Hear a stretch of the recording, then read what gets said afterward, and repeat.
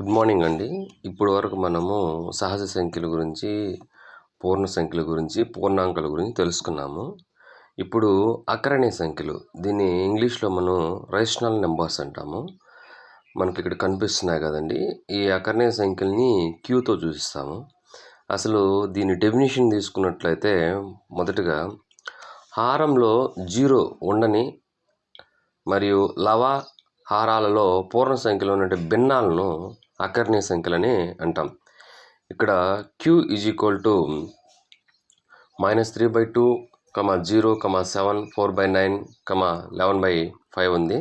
ఇక్కడ క్యూతో ఎందుకు అకరణీయ సంఖ్యల్ని సూచిస్తాము? క్యూతో ఎందుకు అకరణీయ సంఖ్యలు సూచిస్తామంటే, ఇక్కడ క్యూ అంటే కోఎఫిషియంట్ అంటే ఇంగ్లీష్లో కోఎఫిషియంట్, తెలుగులో కోఎఫిషియంట్ని ఫ్రాక్షన్స్ అని లేదంటే రేషియో అని అంటారు. ఇక్కడ మనం చూసినట్లయితే వాటిలో ఎగ్జాంపుల్ ఉంది చూడండి. 12/2 = 6.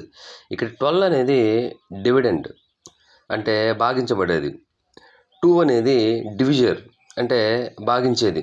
సో ఈ భాగింపబడేది, భాగించే దాన్ని చేసిన తర్వాత మనకు వచ్చే రిజల్ట్నే మనం ఏమంటామంటే కోఎఫిషియంట్. ఇక్కడ కోఎఫిషియంట్ ఏందనేది 6.